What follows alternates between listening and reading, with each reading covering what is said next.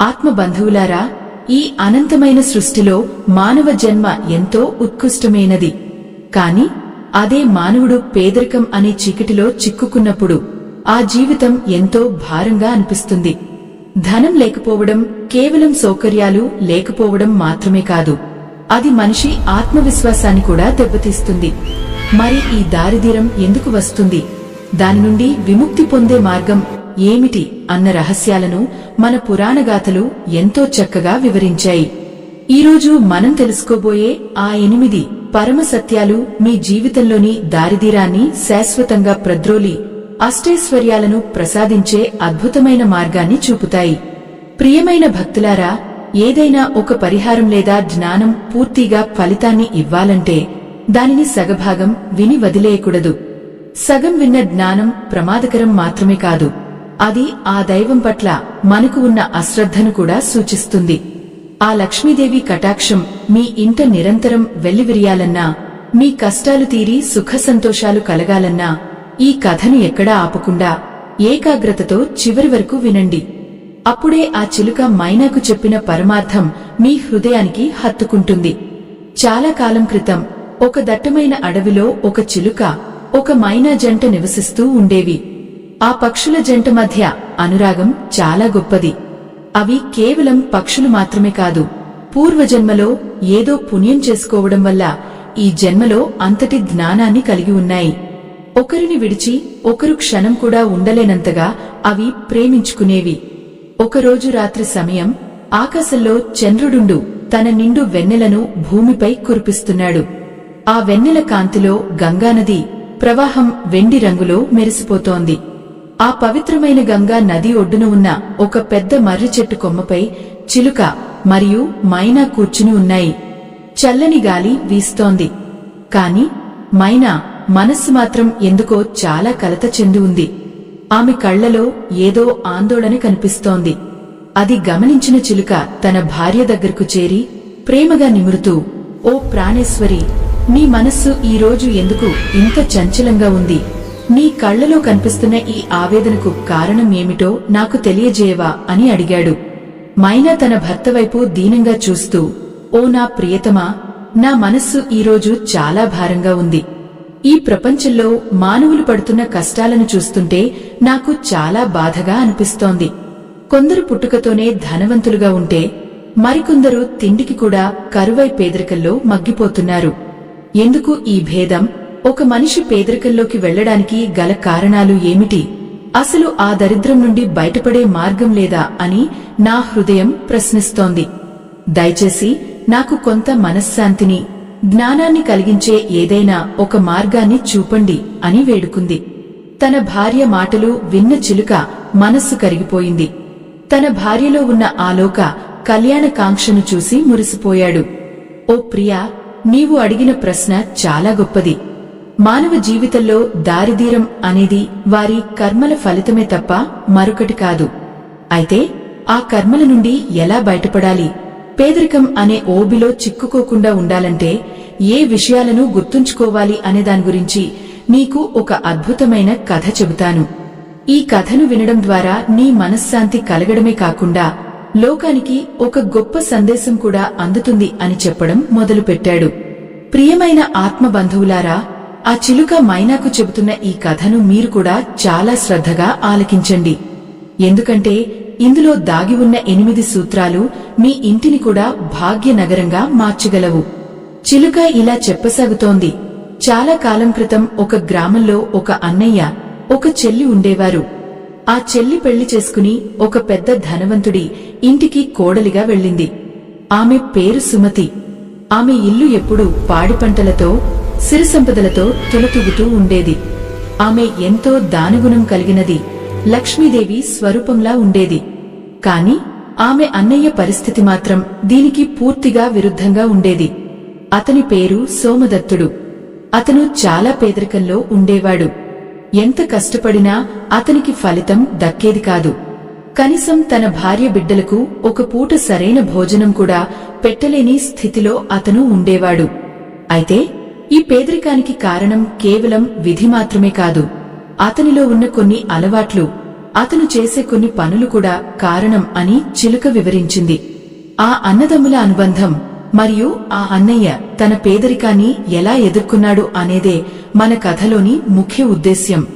ఈ కథ ద్వారా మానవులు పేదరికంలోకి వెళ్లడానికి గల కారణాలు ఏమిటి, ఏ పనులు చేస్తే లక్ష్మీదేవి మన ఇంటి నుండి వెళ్లిపోతుంది, ఏ 8 విషయాలను మనం జీవితాంతం గుర్తుంచుకోవాలో ఈ చిలుక మైనాకు వివరిస్తోంది. ఇది వింటున్న మైనా తన బాధను మరచిపోయి ఎంతో ఆసక్తిగా ఆ కథలో లీనమైపోయింది. ఆ అన్నయ్య పేదరికానికి కారణమైన ఆ రహస్యాలు ఏమిటో ఇప్పుడు మనం తెలుసుకోబోతున్నాం. భక్తులారా, ఈ కథ మీ జీవితంలో ఒక కొత్త వెలుగును నింపుతుందని నేను నమ్ముతున్నాను. ప్రియమైన ఆత్మబంధువులారా, ఆ చిలుక తన మధురమైన స్వరంతో కథను ఇలా కొనసాగించింది. సోమదత్తుడు తన కటిక దారిద్ర్యాన్ని భరించలేక ఒకనాడు తన చెల్లెలు సుమతి దగ్గరికి వెళ్లాలని నిర్ణయించుకున్నాడు. తన చెల్లెలు ఎంతో ధనవంతురాలు కదా, ఆమె ఏదైనా సహాయం చేస్తుందని ఆశపడ్డాడు. చిరిగిన బట్టలతో నీరసించిన ముఖంతో అతను ఆ మహాభవనం ముందు నిలబడ్డాడు. తన సొంత అన్నయ్యను ఆ స్థితిలో చూసిన సుమతి మనస్సు విలవలలాడిపోయింది. ఆమె అతడిని ఎంతో ఆదరంగా లోపలికి ఆహ్వానించింది. కాని సుమతి కేవలం ధనవంతురాలే కాదు, ఆమె ఎంతో విజ్ఞానవతి కూడా. తన అన్నయ్య పరిస్థితి ఇలా ఎందుకు అయిందో ఆమెకు అర్థమైపోయింది. ఆ రాత్రి సోమదత్తుడు అక్కడ బస చేసినప్పుడు ఆమె అతని ప్రతి కదలికను గమనించసాగింది. మరుసటి రోజు ఉదయం సూర్య భగవానుడు తన బంగారు కిరణాలతో ఆకాశాన్ని అలంకరిస్తున్నాడు. పక్షులు కెలకలరావాలతో లోకాన్ని మేల్కొల్పుతున్నాయి. ప్రకృతి అంతా ఎంతో చైతన్యవంతంగా ఉంది. కాని సోమదత్తుడు మాత్రం అప్పటికి ఇంకాగాఘ నిద్రలోనే ఉన్నాడు. ఇక్కడే ఆ చిలుక మైనాకు మొదటి రహస్యాన్ని వివరించింది. ఓ ప్రియా, విను. సూర్యోదయం అయ్యాక కూడా ఎవరైతే నిద్రపోతూ ఉంటారో వారి ఇంటికి లక్ష్మీదేవి ఎప్పటికీ రాదు. సూర్యుడు వెలుగునిచ్చే దైవమే కాదు, ఆయన మన కర్తవ్యాన్ని గుర్తుచేసే కాలపురుషుడు. సూర్యోదయానికి ముందే నిద్రలేచి తన పనులను ప్రారంభించిన వ్యక్తి తన జీవితంలో సగభాగాన్ని సోమరితనానికే అంకితం చేస్తాడు. సోమదత్తుడు చేస్తున్న మొదటి తప్పు ఇదే. అతనిలోని ఈ అలసత్వం అతడిని దారిద్ర్యం వైపు నడిపిస్తోంది. సుమతి తన అన్నయ్యను నిద్రలేపి స్నానాదులు ముగించుకోమని చెప్పింది.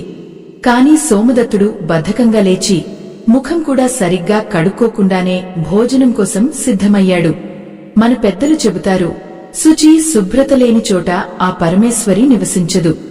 శరీరాన్ని మనస్సును శుద్ధి చేసుకోకుండా దైవ ప్రార్థన చేయనివాడు, అన్నం పరబ్రహ్మ స్వరూపం అని తెలియనివాడు ఎప్పుడూ పేదరికంలోనే ఉంటాడు. సుమతి ఇదంతా చూసి ఎంతో బాధపడింది. మధ్యాహ్న భోజన సమయంలో సోమదత్తుడు విస్తరి ముందు కూర్చున్నాడు. అన్నం తింటున్నప్పుడు అతను ఆ వంటను విమర్శిస్తూ ఎన్నో మాటలు అన్నాడు. ఇక్కడ చిలుక మైనాకు రెండవ ముఖ్యమైన విషయాన్ని చెప్పింది. భోజనాన్ని నిందించడం అంటే అన్నపూర్ణమ్మను అవమానించడమే. మనకు లభించిన ఆ కొద్దిపాటి ఆహారాన్ని కూడా కృతజ్ఞతతో స్వీకరించలేనివాడు భవిష్యత్తులో ఆ ఆహారానికి కూడా దూరం అవుతాడు. సోమదత్తుడు తింటున్న అన్నాన్ని గౌరవించలేదు, సగమే తిని సగం వృధాగా వదిలేశాడు. ఆత్మ బంధువులారా, ఒక్కసారి ఆలోచించండి. మనలో ఎంతమంది ఇలా ఆహారాన్ని వృధా చేస్తున్నాం? మన ఇంటికి లక్ష్మి రావాలని కోరుకుంటాం కాని ఆమె స్వరూపమైన అన్నాన్ని గౌరవించం. ఈ చిన్న చిన్న తప్పులే మనిషిని పెద్ద దారిద్ర్యంలోకి నెడతాయి. సోమదత్తుడు తన చెల్లెలి ఇంట్లో ఉన్నాడే కాని అతని ప్రవర్తనలో ఏ మార్పు రాలేదు. సాయంత్రం వేళ దీపం పెట్టే సమయంలో కూడా అతను నిద్రపోతున్నాడు. సాయం సంధ్యా సమయంలో నిద్రపోవడం అనేది దరిద్ర దేవతను ఆహ్వానించడమే అని మన శాస్త్రాలు చెబుతున్నాయి. చూడు ప్రియా, ఈ 8 విషయాలలో ఇవి మొదటి కొన్ని సూత్రాలు అని చిలుక మైనాకు వివరించింది. సోమదత్తుడు తన దారిద్ర్యానికి ఇతరులను నిందిస్తున్నాడే కాని తనలోని ఈ లోపాలను సరిదిద్దుకోవడం లేదు. సుమతి తన అన్నయ్యకు ఈ విషయాలను నేరుగా చెబితే అతను ఎక్కడ బాధపడతాడో అని భయపడింది. కాని అతనికి ఒక పాఠం నేర్పాలని నిర్ణయించుకుంది. మరుసటి రోజు ఆమె ఒక చిన్న ఉపాయం ఆలోచించింది. ఆ ఉపాయం ఏమిటో సోమదత్తుడి జీవితం ఎలా మలుపు తిరుగుతుందో వింటే మన కళ్ళు చెమరుస్తాయి. మన జీవితంలో కూడా మనం ఎన్నోసార్లు ఇలాంటి పొరపాట్లే చేస్తూ ఉంటాం. కష్టపడుతున్నాం అనుకుంటాం కాని లక్ష్మీదేవికి ఇష్టంలేని పనులు ఎన్నో చేస్తూ ఉంటాం. ఆ చిలుక చెబుతున్న ప్రతి మాట ఒక మంత్రం లాంటిది. దారిద్ర్యాన్ని ప్రద్రోలడానికి కేవలం డబ్బు సంపాదిస్తే సరిపోదు. ఆ సంపాదన నిలవాలంటే కొన్ని నియమాలను పాటించాలి. సుమతి తన అన్నయ్యకు ఏ విధంగా బుద్ధి చెప్పింది, ఆ 8 విషయాలలో మిగిలినవి ఏమిటో తెలుసుకోవడం కోసం ఆ మైనా ఎంతో ఆతృతగా వింటోంది. ప్రియమైన భక్తులారా, కథ ఇక్కడితో ఆగిపోలేదు. ఆ చెల్లెలి ప్రేమ, ఆ అన్నయ్య అజ్ఞానం మధ్య జరుగుతున్న ఈ సంఘర్షణలో మనందరికీ అవసరమైన ఎన్నో పాఠాలు ఉన్నాయి. చిలుక ఇంకా ఇలా చెబుతోంది, ఓ మైనా, సోమదత్తుడు తన చెల్లెలి దగ్గర ధనం అడగాలని వెళ్లాడు కాని ఆమె అతనికి అంతకంటే విలువైన జ్ఞానాన్ని ఇవ్వాలని తపించింది. ఆ జ్ఞానమే అతని పేదరికాన్ని దూరం చేస్తుందని ఆమెకు తెలుసు. ఇక్కడ మనం గమనించాల్సింది ఏమిటంటే, సహాయం అంటే కేవలం ధనం ఇవ్వడం కాదు, ఆ మనిషి తన కాళ్ల మీద తాను నిలబడేలా మార్గదర్శనం చేయడం. ఆ రాత్రి సోమదత్తుడు నిద్రపోతున్నప్పుడు సుమతి అతని దగ్గరకు వెళ్లి, అన్నయ్య, రేపు ఉదయం మనం మన పొలానికి వెళ్దాం, అక్కడ ఒక అద్భుతం జరుగుతుంది అని చెప్పింది. ఆ అద్భుతమేమిటి? సోమదత్తుడు నిజంగానే మారతాడా? ఆ చిలుక చెప్పబోయే మిగిలిన జ్ఞాన విషయాలు ఏమిటి అనేవి మనల్ని మరింత ఆలోచింపజేస్తాయి. ఈ కథలోని ప్రతి మలుపు ఒక జీవిత సత్యం. మనలో ఉన్న పేదరికాన్ని పోగొట్టుకోవడానికి మనం చేసే ప్రయత్నంలో ఈ సూత్రాలు మనకు దిక్సూచిలా పనిచేస్తాయి. ఆ మరుసటి రోజు తెల్లవారుజామున ఇంకా నక్షత్రాలు ఆకాశంలో మెరుస్తూనే ఉన్నాయి. పక్షుల కూతలు కూడా మొదలు కాలేదు. ఆ పవిత్రమైన బ్రాహ్మీ ముహూర్తంలోనే సుమతి నిద్రలేచింది. ఆమె తన నిత్యకృత్యాలను ముగించుకుని దీపారాధన చేసి లక్ష్మీ అష్టోత్తరాన్ని భక్తితో పఠించింది. ఆ సమయంలో వచ్చేగాలి, ఆ మంత్రాల ధ్వని ఇల్లంతా ఒక దివ్యమైన శక్తిని నింపాయి. అప్పుడు ఆమె తన అన్నయ్య నిద్రిస్తున్న గదిలోకి వెళ్లి, అన్నయ్యలే, సమయం అయిపోతోంది, మనం పొలానికి వెళ్లాలి అని మెల్లగా తట్టి లేపింది. సోమదత్తుడు కళ్ళు నలుపుకుంటూ, ఇంకా తెల్లవారలేదు కదా చెల్లి, అప్పుడే ఎక్కడికి వెళ్తాం అని విసుక్కున్నాడు. కాని సుమతి వదల్లేదు. అన్నయ్య, లక్ష్మీదేవి నడిచివచ్చే సమయం ఇదే, ఇప్పుడు నిద్రపోతే ఆ తల్లి అనుగ్రహాన్ని మనం అందుకోలేము అని చెప్పి అతడిని బలవంతంగా ఒప్పించి బయటకు తీసుకువచ్చింది. ఓ ఆత్మబంధువులారా, ఇక్కడ చిలుక మైనాకు 3వ రహస్యాన్ని బోధించింది. ఎవరైతే బ్రాహ్మీ ముహూర్తంలో నిద్రలేస్తారో వారి బుద్ధి ఎంతో చైతన్యవంతంగా ఉంటుంది. ఆ సమయంలో ప్రకృతిలో ఉండే ప్రాణవాయువు మన శరీరానికి, మనసుకు ఎంతో బలాన్ని ఇస్తుంది. సూర్యుడు రాకముందే మేల్కునే ఇంట దరిద్రం అడుగుపెట్టదు. ఇది తెలుసుకుని సోమదత్తుడు అడుగడుగునా ఆవులిస్తూ బద్ధకంతో చెల్లెలి వెంట నడవసాగుతున్నాడు. గ్రామం దాటి పొలాల వైపు వెళ్తుంటే ఆ పచ్చని చేలు, పారుతున్న కాలువల సవ్వడి ఎంతో ఆహ్లాదకరంగా ఉన్నాయి. దారిలో ఒక శివాలయం కనిపించింది. సుమతి అక్కడ ఆగి భక్తితో నమస్కారం చేసుకుంది. కాని సోమదత్తుడు మాత్రం బయటే నిలబడి, ఇవన్నీ ఎందుకు చెల్లి, నేరుగా విషయం చెప్పు అన్నట్లుగా చూస్తున్నాడు. మనిషికి దైవచింతన లేకపోవడం అనేది 4వ ముఖ్యమైన పొరపాటు. భగవంతుని మీద భక్తి లేనివాడు తన శక్తినే గొప్పగా భావిస్తాడు. కాని ఆ శక్తి క్షీణించినప్పుడు కృంగిపోతాడు. దైవ ప్రార్థన మనిషికి మానసిక స్థైర్యాన్ని ఇస్తుంది. కష్టాల్లో ఉన్నప్పుడు కుంగిపోకుండా కాపాడుతుంది. సోమదత్తుడు దేవుడిని నమ్మడం మానేశాడు. అందుకే అతనిలో ఆత్మవిశ్వాసం సన్నగిల్లింది. తన దౌర్భాగ్యానికి దేవుడిని నిందిస్తూ ప్రార్థనను విస్మరించాడు. ఇదంతా వింటున్న మైనాకు ఆశ్చర్యం కలిగింది. వారు పొలానికి చేరుకున్నారు. సుమతి తన పొలంలో పనిచేస్తున్న కూలీలను పలకరించి వారితో కలిసి తను కూడా కాసేపు మట్టిలో చేయి వేసింది. అది చూసి సోమదత్తుడు ఆశ్చర్యపోయాడు. ఇంత ధనవంతురాలివి, నీకు ఈ పనేమిటి అని అడిగాడు. అప్పుడు సుమతి ఇలా అంది, అన్నయ్య, ఈ మట్టి నుండే మనకు బంగారం వస్తుంది. కాయకష్టం చేయని వానికి ఆ లక్ష్మీదేవి ఎప్పటికీ దక్కదు. శరీరాన్ని కష్టపెట్టకుండా సుఖం కోరుకోవడం 5వ పొరపాటు. సోమదత్తుడు ఎప్పుడూ ఇతరుల సహాయం కోసం ఎదురుచూసేవాడు తప్ప తను కష్టపడి పని చేయడానికి ఇష్టపడేవాడు కాదు. అందుకే అతని ఇల్లు పేదరికానికి నిలయమైంది. పనిని దైవంగా భావించి చెమట చిందించే ప్రతి మనిషికి ఆ తల్లి కరుణ ఉంటుంది. సుమతి తన అన్నయ్యకు ఈ మాటలను పరోక్షంగా చెబుతోంది. ఆమె తన అన్నయ్యకు ఒక చిన్న పాత్రను ఇచ్చి, దీనిని ఈ కాలువ నీటితో నింపి తీసుకురా అని చెప్పింది. ఆ పాత్రకు కింద ఒక చిన్న రంధ్రం ఉంది. సోమదత్తుడు నీటిని నింపడానికి ప్రయత్నిస్తున్నాడు కాని ఆ నీరు కింద నుండి కారిపోతోంది. అతను ఎంత ప్రయత్నించినా ఆ పాత్ర నిండటం లేదు. అతనికి కోపం వచ్చింది. చెల్లి, ఇది చూడు, ఈ రంధ్రం ఉన్న పాత్రతో నీరు ఎలా వస్తుంది అని అరిచాడు. అప్పుడు సుమతి చిరునవ్వుతో, అన్నయ్య, నీ జీవితం కూడా సరిగ్గా ఈ పాత్రలాగే ఉంది. నీలో ఉన్న లోపాలు అనే రంధ్రాలను పూడ్చకుండా నేను నీకు ఎంత ధనం ఇచ్చినా అది ఇలాగే కారిపోతుంది అని అంది. ఆ మాట వినగానే సోమదత్తుడికి ఒక్కసారిగా జ్ఞానోదయం కలిగినట్లు అయ్యింది.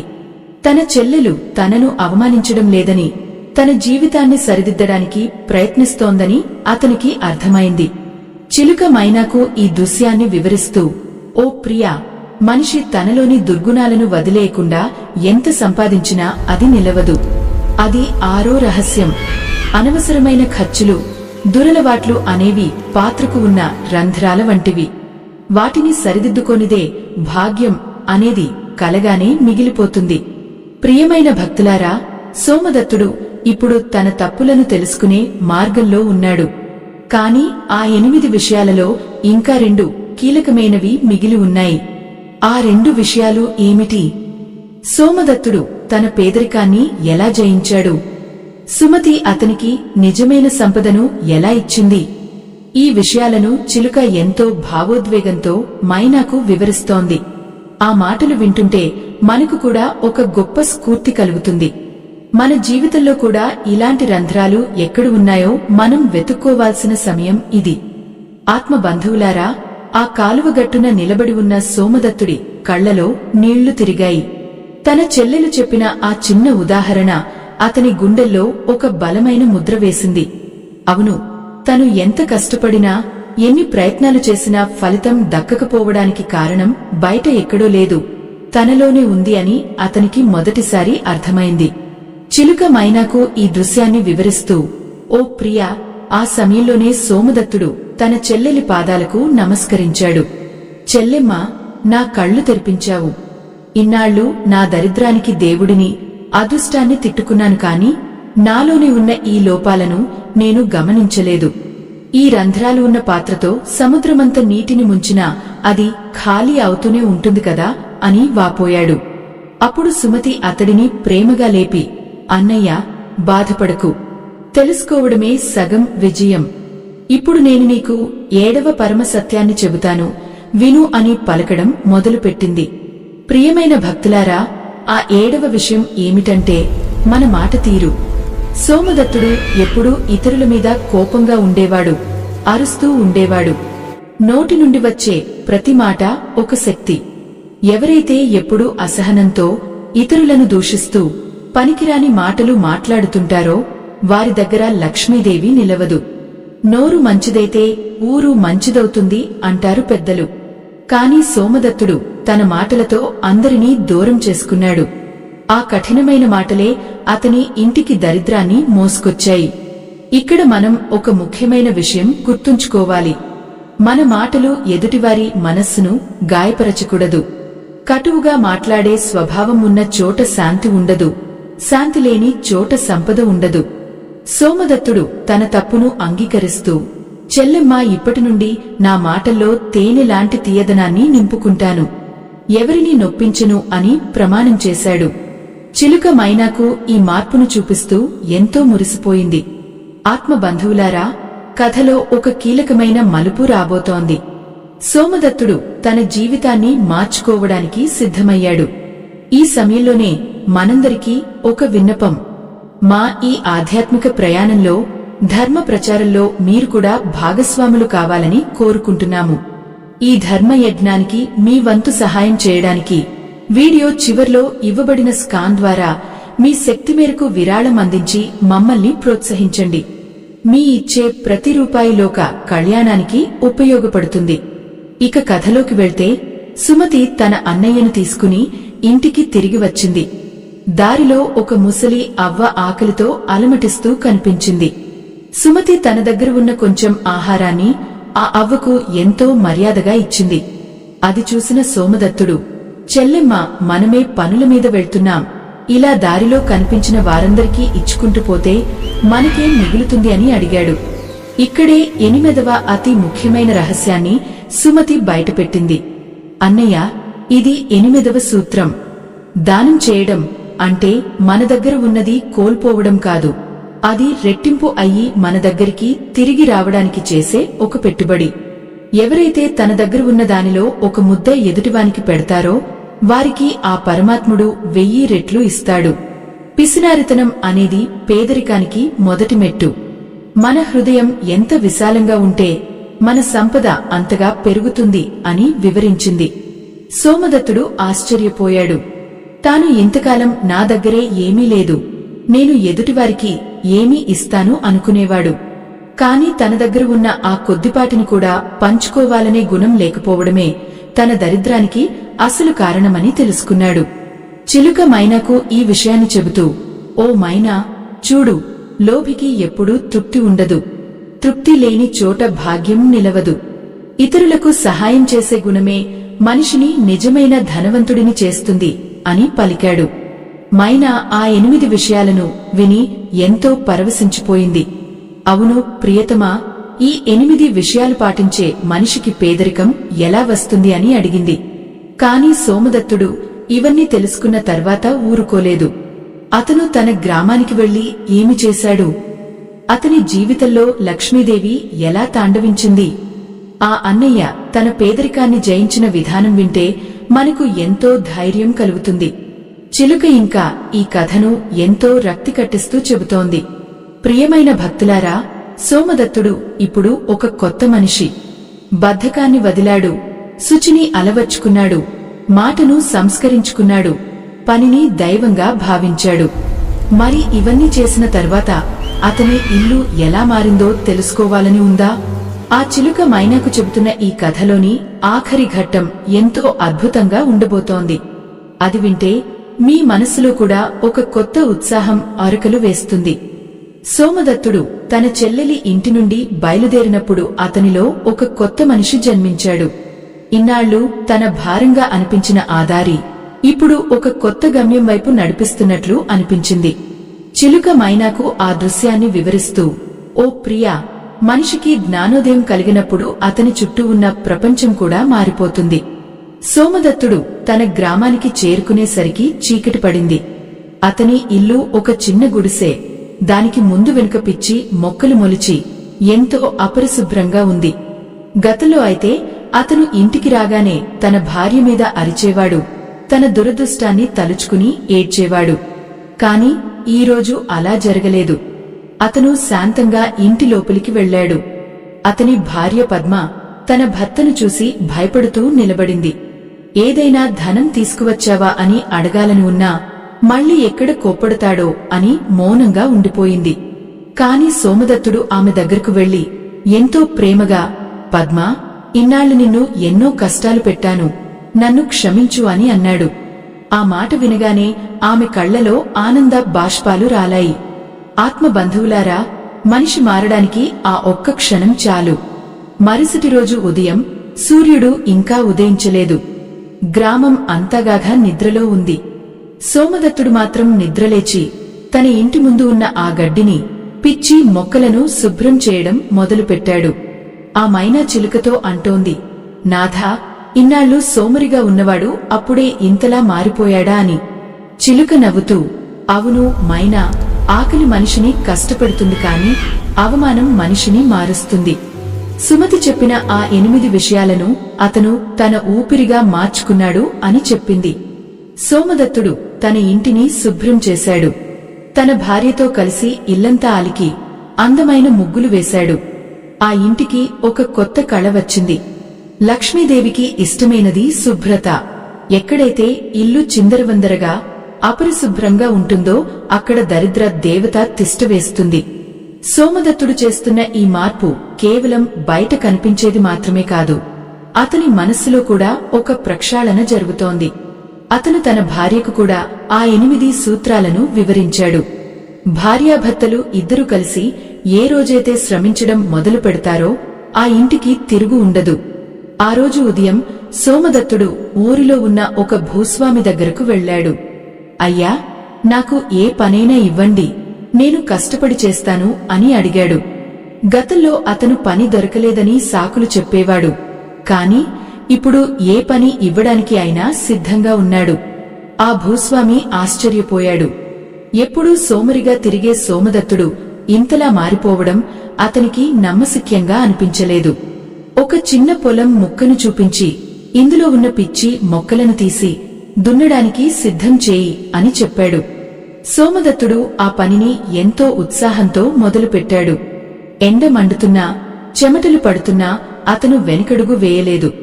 అతను ఆ మట్టిలో పని చేస్తున్నప్పుడు తన చెల్లెలు సుమతి చెప్పిన మాటలు గుర్తుకు వస్తున్నాయి. పనిని దైవంగా భావించాలి. కాయకష్టం చేసేవానికే ఆ పరమాత్ముడు తోడుగా ఉంటాడు. మధ్యాహ్నం వరకు అతను ఎంత పని చేశాడంటే ఆ భూస్వామి చూసి ఆవాక్కయ్యాడు. ఇది కదా నిజమైన శ్రమ అని మెచ్చుకుని అతనికి ఆ రోజు కూలితో పాటు కొంత ధాన్యాన్ని కూడా ఇచ్చాడు. ప్రియమైన భక్తులారా, సోమదత్తుడు ఇంటికి ధాన్యంతో తిరిగి వస్తుంటే అతని ముఖంలో ఒక వింతైన వెలుగు ఉంది. ఆ వెలుగు కోట్లు సంపాదించినప్పుడు వచ్చేది కాదు, తన కష్టంతో ఒక ముద్ద సంపాదించినప్పుడు కలిగే ఆత్మసంతృప్తి. అతను ఆ ధాన్యాన్ని తన భార్యకు ఇస్తూ, చూడు పద్మా, ఇది మన కష్టార్జితం అని గర్వంగా చెప్పాడు. వారు ఆ రోజు ఎంతో తృప్తిగా భోజనం చేశారు. భోజనం చేసే ముందు ఆ దైవానికి కృతజ్ఞతలు చెప్పుకోవడం మర్చిపోలేదు. ఆహారం పట్ల గౌరవం పెరిగిన చోట అక్షయపాత్ర ఉంటుంది. చూసావా మైనా, సోమదత్తుడు ఇప్పుడు మెల్లమెల్లగా ఆ 8 విషయాలను తన జీవితంలో భాగం చేసుకుంటున్నాడు. ప్రతిరోజు ఉదయాన్నే లేవడం, భగవంతుని ప్రార్థించడం, కష్టపడి పనిచేయడం, ఇతరులతో మంచిగా మాట్లాడటం, ఇవన్నీ అతనికి ఒక కొత్త శక్తిని ఇచ్చాయి. కాని పేదరికం అంత తొందరగా వదిలిపోదు కదా. సమాజం అతడిని రకరకాలుగా పరీక్షించసాగింది. ఊరి జనం అతడిని చూసి నవ్వేవారు. ఇది ఎన్ని రోజులు ఉంటుందిలే అని వెక్కిరించేవారు. కాని సోమదత్తుడు చలించలేదు. కథలో ఒక ముఖ్యమైన మలుపు రాబోతోంది. సోమదత్తుడి నిజాయితీకి, అతని పట్టుదలకు దైవం ఒక పరీక్ష పెట్టాలని నిర్ణయించుకుంది. ఆ పరీక్ష ఏమిటి? ఆ చిలుక మైనాకు ఇంకా ఏమి చెప్పబోతోంది? దారిద్ర్యం తన చివరి ప్రయత్నంగా అతడిని ఎలా ఇబ్బంది పెట్టాలని చూసింది? ఈ విషయాలు తెలుసుకోవాలంటే మనం ఈ కథను ఇంకా లోతుగా వినాలి. సోమదత్తుడి జీవితంలో రాబోయే ఆ తుఫానును అతను ఎలా ఎదుర్కొన్నాడు అనేది మనందరికీ ఒక పెద్ద పాఠం. ఆకాశం ఒక్కసారిగా మేఘావృతమైంది. అప్పటివరకు మండుతున్న ఎండ కాస్త ఉరుములు మెరుపులతో కూడిన భారీ వర్షంగా మారింది. ఊరి జనం అందరూ తమ తమ ఇళ్లకు పరిగెత్తారు. కాని సోమదత్తుడు మాత్రం తాను కష్టపడి సిద్ధం చేసిన ఆ పొలం గట్ల దగ్గరే ఉండిపోయాడు. వాన నీరు తన శ్రమను కొట్టుకుపోతుంటే చూస్తూ ఊరుకోలేకపోయాడు. చిలుక మైనాకు ఈ దృశ్యాన్ని వివరిస్తూ, ఓ ప్రియా, కష్టం ఎప్పుడూ ఒంటరిగా రాదు. అది మనిషి సహనాన్ని పరీక్షించడానికి తనతో పాటు మరికొన్ని సవాళ్లను తీసుకువస్తుంది అని చెప్పింది. వర్షం పెరిగింది. పొలంలోని మట్టి కొట్టుకుపోకుండా సోమదత్తుడు తన చేతులతో గట్లను పటిష్టం చేస్తున్నాడు. బురదలో కూరుకుపోయినా, చలికి వణుకుతున్నా అతను ఆ పని ఆపలేదు. ఊరివారు కిటికీల గుండా చూస్తూ, చూశారా, ఈ సోమదత్తుడికి పిచ్చి పట్టింది, ఇంత వానలో ఎవడైనా పొలంలో ఉంటాడా అని ఎగతాళి చేశారు. కాని సోమదత్తుడి మనస్సులో సుమతి చెప్పిన మాటలు మారుమోగుతున్నాయి. ఫలితం దైవాధీనం, కాని ప్రయత్నం మాత్రం మన చేతుల్లోనే ఉంటుంది. చాలా సేపటికి వర్షం తగ్గింది. ఒళ్లంతా బురదతో, అలసటతో సోమదత్తుడు ఇంటికి చేరుకున్నాడు. పద్మ అతడిని చూడగానే కంగారు పడింది. కాని అతను చిరునవ్వుతో, భయపడకు పద్మా, భగవంతుడు మనల్ని పరీక్షిస్తున్నాడు, మనం నిలబడితేనే విజయం దక్కుతుంది అని అన్నాడు. ఆ రాత్రి వారు దీపం వెలిగించుకుని కూర్చున్నారు. బయట చీకటి, చలి తీవ్రంగా ఉన్నాయి. సరిగ్గా అదే సమయంలో తలుపు ఎవరో తట్టిన శబ్దం వినిపించింది.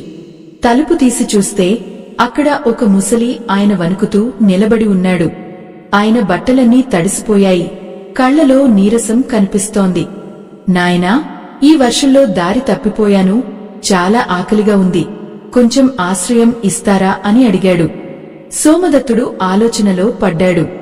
వారి దగ్గర ఉన్నది కేవలం 2 మనుషులకు సరిపడా గంజి మాత్రమే. ఆ ముసలి ఆయనకు ఇస్తే తమకు ఏమీ మిగలదు. కాని అప్పుడు అతనికి సుమతి చెప్పిన 8వ రహస్యం గుర్తుకు వచ్చింది. దానం అనేది మన దగ్గర ఉన్నప్పుడు చేయడం కాదు, మనకే తక్కువగా ఉన్నప్పుడు ఎదుటివారి అవసరాన్ని గుర్తించి చేయడం. పద్మవైపు చూశాడు సోమదత్తుడు. ఆమె కూడా అతని మనసును గ్రహించింది. రండి తాతగారు, లోపలికి రండి అని సాదరంగా ఆహ్వానించారు. తన వద్ద ఉన్న పొడిబట్టలను ఆ ముసలి ఆయనకు ఇచ్చి తాను వండుకున్న ఆ కొద్దిపాటి గంజిని ఆయన ముందు పెట్టాడు. ఆ ముసలి ఆయన ఆ గంజిని ఎంతో తృప్తిగా తాగి, నాయనా, ఈరోజు మీరు పెట్టిన ఈ గంజి నాకు అమృతంలా అనిపించింది. మీ ఇల్లు పేదరికంలా కనిపిస్తున్నా మీ మనసు మాత్రం కుబేరుడి కంటే గొప్పది. ఎక్కడైతే అతిథిని దైవంగా భావించి గౌరవిస్తారో అక్కడ లక్ష్మీదేవి పాదముద్రలు ఖచ్చితంగా ఉంటాయి అని దీవించాడు. చిలుక మైనాకు ఈ రహస్యాన్ని చెబుతూ, చూసావా మైనా, ఆ ముసలి ఆయన ఎవరో కాదు, సోమదత్తుడి ధర్మనిష్ఠను పరీక్షించడానికి వచ్చిన సాక్షాత్తు ఆ దైవ స్వరూపమే అని వివరించింది. మరుసటి రోజు ఉదయం సోమదత్తుడు నిద్రలేచేసరికి ఆ ముసలి ఆయన అక్కడ లేడు. కాని చిత్రంగా ఆ గంజి పాత్ర అడుగున కొన్ని బంగారు నాణేలు మెరుస్తున్నాయి. సోమదత్తుడు ఆశ్చర్యపోయాడు. కాని అతను ఆ ధనాన్ని చూసి పొంగిపోలేదు. ఇది ఆ దైవం ప్రసాదించిన వరమని తలచి కళ్లకద్దుకున్నాడు. తన కష్టాన్ని నమ్ముకుని ధర్మంగా ఉండటం వల్ల కలిగే ఫలితం ఇది అని అతనికి అర్థమైంది. కాని ఆ ధనంతో అతను తన సొంత సుఖాల కోసం వెతుక్కోలేదు. సోమదత్తుడు ఆ బంగారు నాణేలతో ఒక చిన్న వ్యాపారం మొదలుపెట్టాడు. కాని తన దినచర్యలో ఎక్కడా మార్పు రాలేదు. ఇప్పటికీ బ్రాహ్మీ ముహూర్తంలోనే నిద్రలేస్తున్నాడు, భగవంతుని ధ్యానిస్తున్నాడు, శుచిగా ఉంటున్నాడు. ఇతరులకు సహాయం చేసే గుణాన్ని మరింత పెంచుకున్నాడు. తన చెల్లెలు సుమతి చెప్పిన ఆ 8 సూత్రాలు తన జీవితానికి ఓపిరి అని అతను ప్రతిక్షణం గుర్తుంచుకున్నాడు. ప్రియమైన ఆత్మబంధువులారా, సోమదత్తుడి జీవితంలో భాగ్యం రావడం మొదలైంది. కాని అసలు సవాలు ఇక్కడే ఉంది. ధనం వచ్చినప్పుడు మనిషికి అహంకారం కూడా వస్తుంది. ఆ అహంకారాన్ని సోమదత్తుడు ఎలా జయించాడు? తనను ఎగతాళి చేసిన ఆ ఊరి ప్రజల పట్ల అతను ఎలా ప్రవర్తించాడు? సుమతి తన అన్నయ్య ఎదుగుదలను చూసి ఏమనుకుంది? ఈ అద్భుతమైన కథలోని క్లైమాక్స్ దిశగా మనం వెళ్తున్నాం. చిలుక ఇంకా ఈ కథను ఎంతో రక్తి కట్టిస్తూ చెబుతోంది. ఓ భక్తులారా, ఈ కథ వింటుంటే మీకేమనిపిస్తోంది? మన జీవితంలో కూడా మనం ఎన్నోసార్లు దైవం పెట్టే పరీక్షలను గుర్తించలేక ఓడిపోతుంటాం. సోమదత్తుడు ఆ పరీక్షలో నెగ్గాడు. కాని సంపద పెరిగే కొద్దీ ఆ లక్ష్మీదేవిని నిలబెట్టుకోవడం ఇంకా కష్టం. ఆ రహస్యం ఏమిటో ఆ చిలుక మైనాకు ఇంకా ఏ విషయాలు బోధించిందో తెలుసుకోవడం ఎంతో అవసరం. ఆ 8 విషయాలు ఒక మనిషిని సాధారణ స్థితి నుండి ఉన్నత స్థితికి ఎలా తీసుకెళ్తాయో ఈ కథే సాక్షి. సోమదత్తుడు పొందిన ఆ కొద్దిపాటి ధనాన్ని పెట్టుబడిగా పెట్టి ధాన్యపు వ్యాపారం మొదలుపెట్టాడు. కాని అతను కేవలం వ్యాపారం చేయడమే కాదు, ధర్మాన్ని కూడా పాటిస్తూ వచ్చాడు. పక్క ఊరి నుండి వచ్చే ప్రయాణికులకు చల్లని నీరు, అలసిపోయిన వారికి నీడ కల్పించేవాడు. ఎవరైతే తనను ఒకప్పుడు సోమరి అని వెక్కిరించారో వారే ఇప్పుడు అతని దగ్గరకు వచ్చి సలహాలు అడగడం మొదలుపెట్టారు. మైనా ఈ మార్పును చూసి ఆశ్చర్యపోతూ, ఓ నాథా, సంపద వస్తే మనిషికి అహంకారం రావడం సహజం కదా, మరి సోమదత్తుడు ఇంత వినయంగా ఎలా ఉన్నాడు అని అడిగింది. చిలుక గంభీరంగా నవ్వుతూ, మైనా, ఇది నిజమైన సంపన్నుడి లక్షణం. ధనం చేతికి వచ్చినప్పుడు తల వంచినవాడు ఆ లక్ష్మీదేవికి అత్యంత ప్రియమైనవాడు. అహంకారం అనేది లక్ష్మికి శత్రువు. సోమదత్తుడు తన చెల్లెలు చెప్పిన ఆ 7 విషయాలను తూచా తప్పకుండా పాటిస్తున్నాడు. అందుకే అతని సంపద రోజురోజుకు వృద్ధి చెందుతోంది తప్ప తరగడం లేదు అని చెప్పింది.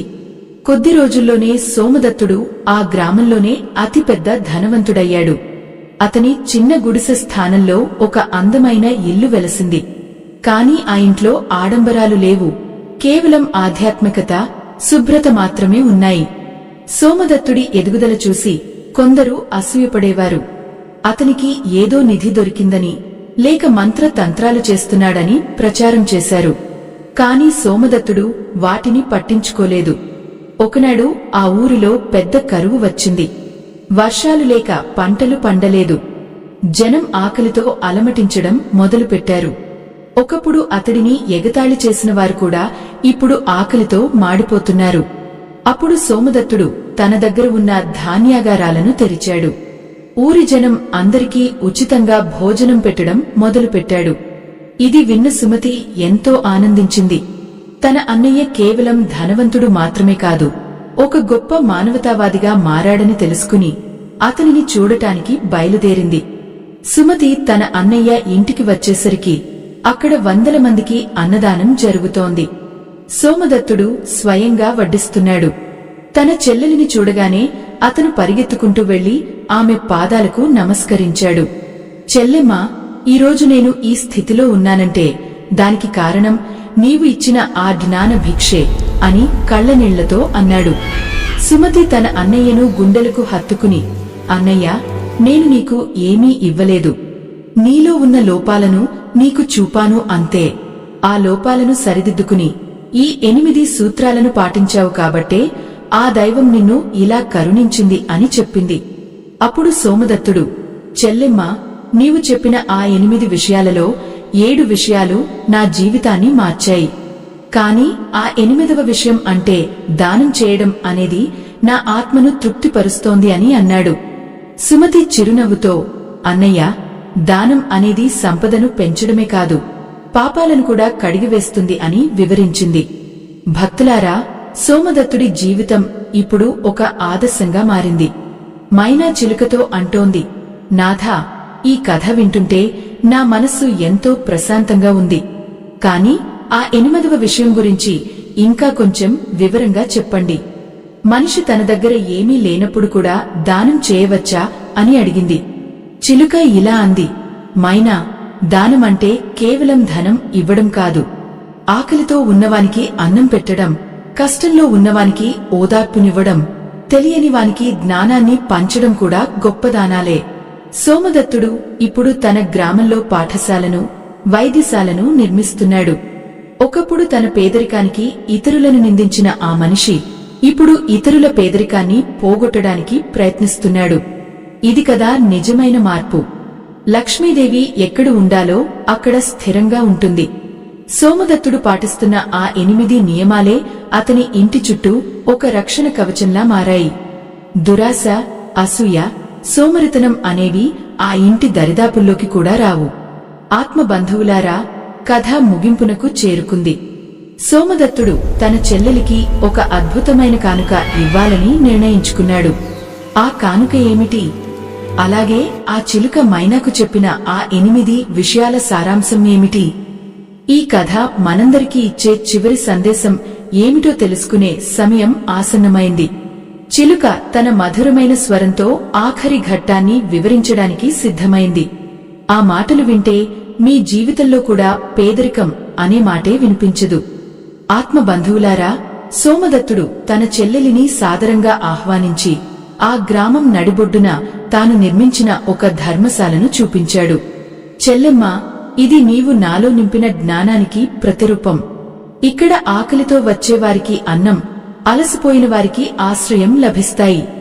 నా దగ్గర ఉన్న ధనం నాది కాదు, అది ఆ భగవంతుడు నాకు ఇచ్చిన బాధ్యత అని గ్రహించాను అని అన్నాడు. సుమతి కళ్లలో ఆనంద బాష్పాలు రాలాయి. తన అన్నయ్య ఇప్పుడు నిజమైన ధనవంతుడు అయ్యాడని ఆమెకు అర్థమైంది. ప్రియమైన భక్తులారా, ఆ చిలుక మైనాకు ఈ 8 పరమ సత్యాలను మరొక్కసారి గుర్తుచేసింది. ఓ ప్రాణేశ్వరి, విను. ఏ మానవుడైతే సూర్యోదయానికి ముందే నిద్రలేస్తాడో, తన శరీరాన్ని మనస్సును శుచిగా ఉంచుకుంటాడో, ఆ దైవాన్ని భక్తితో స్మరిస్తాడో, అట్టివానికి విజయం లభిస్తుంది. అలాగే లభించిన ఆహారాన్ని అమృతంలా భావించి గౌరవించేవాడు, సోమరితనాన్ని వదిలి కష్టపడేవాడు, తన సంపాదనలో రంధ్రాలు లేకుండా అంటే అనవసర ఖర్చులు చేయకుండా ఉండేవాడు ఎన్నటికీ పేదరికంలో ఉండడు. చిలుక ఇంకా ఇలా అంది, మైనా, వీటన్నిటితో పాటు నోటి నుండి వచ్చే ప్రతి మాట ఎదుటివారిని మెప్పించేలా ఉండాలి, తప్ప నొప్పించేలా ఉండకూడదు. చివరగా తనకున్న దానిలో కొంతైనా దానం చేసే గుణం ఉండాలి. ఈ 8 విషయాలను ఎవరైతే తమ జీవితంలో ఆచరిస్తారో వారి ఇంటి నుండి లక్ష్మీదేవి ఎన్నటికీ వెళ్లిపోదు. సోమదత్తుడి కథ ద్వారా లోకానికి ఈ సత్యం వెల్లడైంది. అతని దారిద్ర్యం పోవడమే కాదు, అతని వంశం మొత్తం కీర్తి ప్రతిష్టలతో విరాజిల్లాయి. ఈ మధురమైన జ్ఞాన విషయాలను పూర్తిగా విన్నందుకు మీ అందరికీ ఆ దైవ ఆశీస్సులు మెండుగా కలగాలని కోరుకుంటున్నాను. ఈ మంచి మాటలు మీ జీవితంలో కూడా వెలుగులు నింపాలని నా ఆకాంక్ష. అయితే ఈ కథను ముగించి ఆ చిలుక మైనాకు చెప్పిన ఆఖరి దీవెనలు తెలుసుకునే ముందు ఒక చిన్న విన్నపం. సమాజంలో ధర్మాన్ని నిలబెట్టడానికి, ఇలాంటి మరెన్నో ఆధ్యాత్మిక విషయాలను 10 మందికి చేరవేయడానికి మేము చేస్తున్న ఈ ప్రయత్నానికి మీ వంతు సహాయం అవసరం. వీడియో చివర్లో ఉన్న స్కానర్ ద్వారా మీ శక్తి మేరకు విరాళం అందించి ఈ ధర్మ ప్రచారంలో తోడ్పడండి. మిత్రులారా, చిలుక మైనా వైపు ఎంతో ప్రేమగా చూస్తూ, ఓ మైనా, ఈ కథ కేవలం సోమదత్తుడిది మాత్రమే కాదు, ప్రతి మానవుడి జీవితానికి ఇది ఒక దిక్సూచి.